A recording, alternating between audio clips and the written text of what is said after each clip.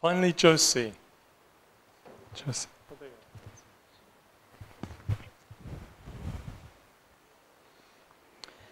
Okay, so I direct the Manifesto Club and we campaign for freedom in everyday life. And what we really try and do is find the areas in people's everyday lives where they're being constrained or restricted.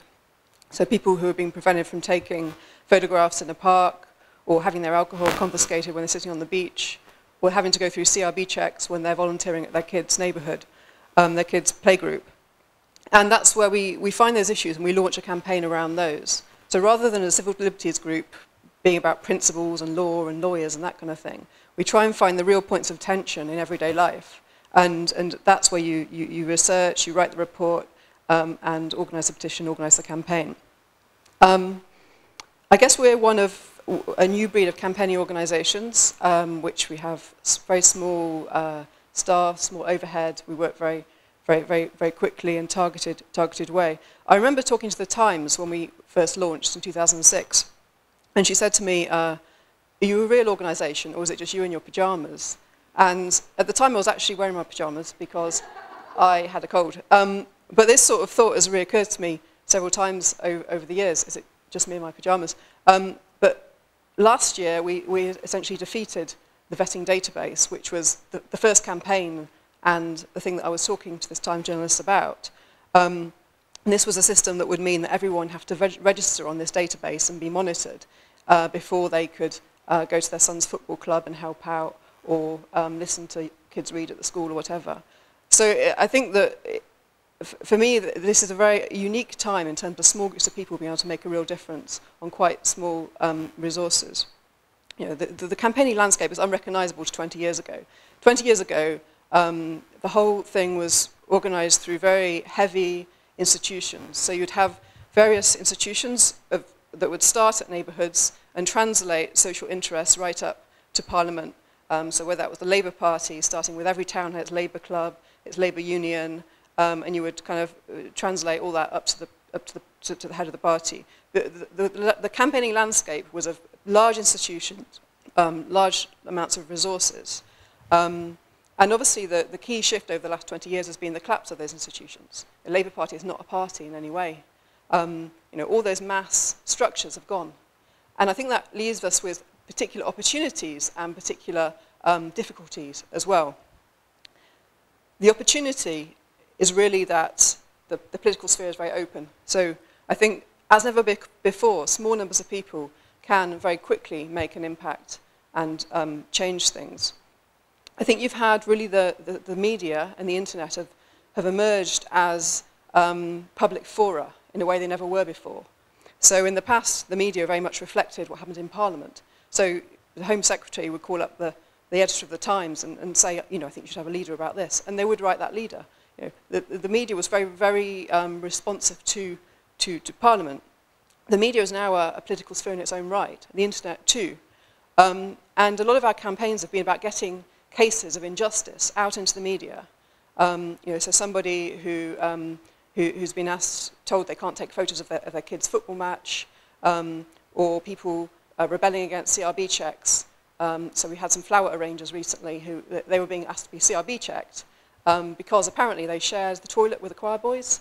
They didn't actually want to do this, they thought it was a bit annoying, but basically they had access to children and therefore had to be risk assessed, CRB checked. And these ladies basically said no. You know, they said, we're not doing this. We're in a neighbourhood, we know people, they should trust us, we're not going to go through this procedure. And so we got their story out there, and it had quite an impact on the public mind, I think, in terms of thinking rebellion is possible, you can say no to this. So I think the media has become a sphere, a public sphere in a way it wasn't. And you can get stories of injustices out there in a way that really transforms the landscape. And so people come to us and say, will you help us? And what they really mean is, will you get a public hearing? And they see the media as the court of public opinion, where they can expose the fact that they've been really messed up by this council official, or they've been prevented from doing this thing they want to do. And so they see the media as a place where they can get their story out there and get justice. And that's a key shift in terms of the political landscape. I think other key shifts are very low barriers to entry in terms of publishing. You don't need any money to publish a book with print-on-demand publishing, publish on the internet. You know, before, if you wanted to set up a publishing press, you needed like £500,000 budget. That's not the case anymore. And on the internet as well, you can have new constituencies of people that have relationships, that build a relationship that they didn't actually know each other before. So to set up a petition, you don't need lots and lots of people going around high streets with clipboards, which is a massive investment. You can set up an online petition, which very quickly you've brought together a new group of people in this constituency of interest. So one of our big campaigns with Manik Govinda in the front row was to do with artists, visiting artists having to go through this very strenuous points-based visa system. So if you've got an African artist, they have to be fingerprinted and show their bank records and all this, just to come over and give a show in the UK or give a talk in the UK. And we got a petition with 11,000 signatures. That was people from all over the world, most of whom we had no contact with. But just through kind of viral communication, you have then online this new constituency of people who think this is wrong, and we need some other way of organising it.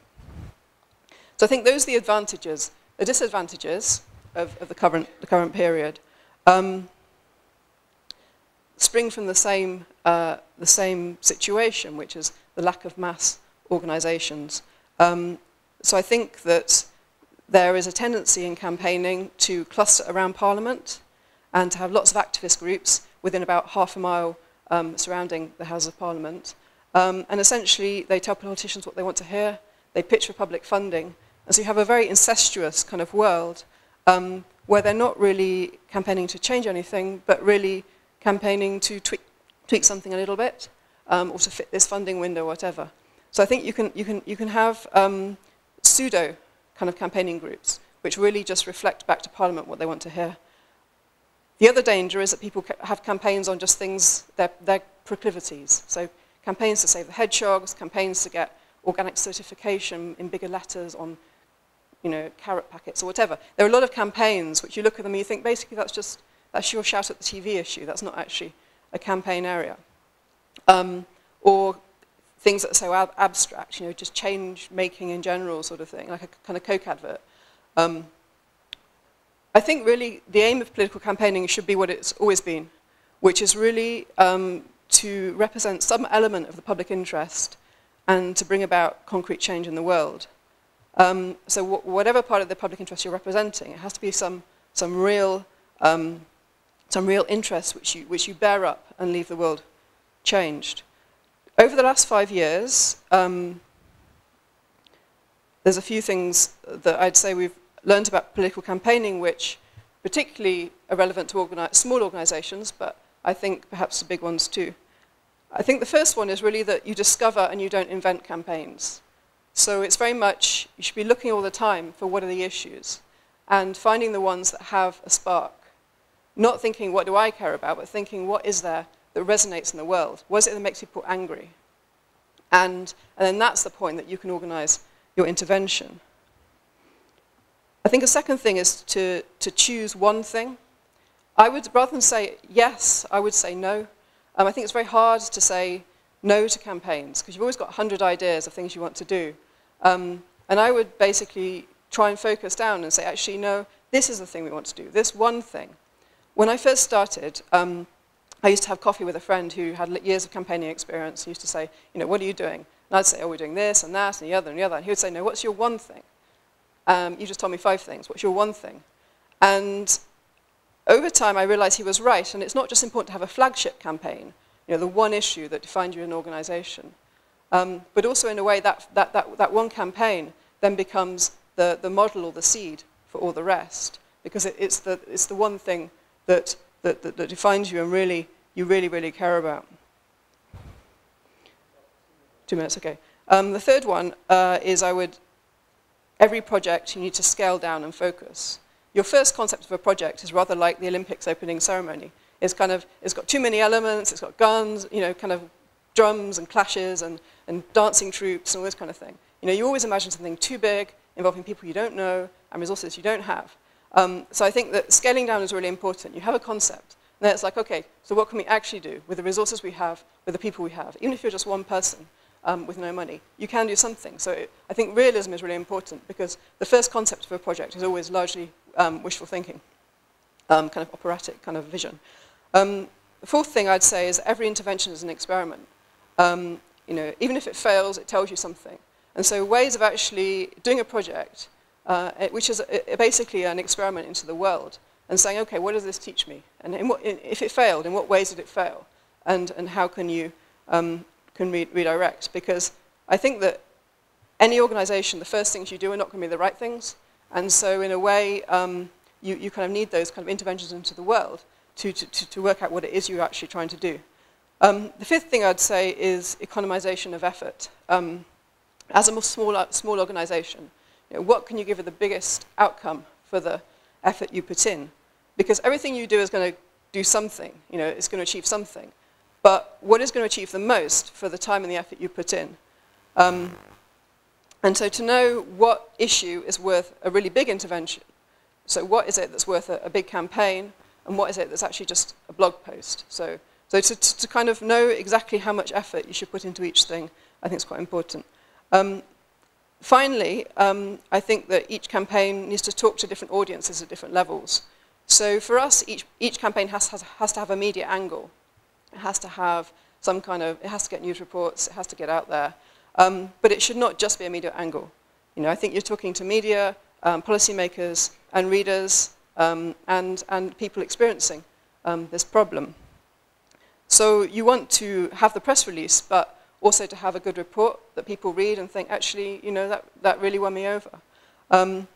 But I think that there is a danger now for everything to be, every report to be a press release or a policy briefing. And I think that really a campaign needs to work at different levels for different audiences. At the end of the day, get the news report, but also have a report that's worth reading. So I think that, in summary, we're in quite a unique time in terms of campaigning, and there are lots of advantages, but I think there are also quite a lot of pitfalls and ways in which you can end up essentially talking to policy makers and not really representing a public interest. And that, I think, is what campaigning should still, as ever, seek to do.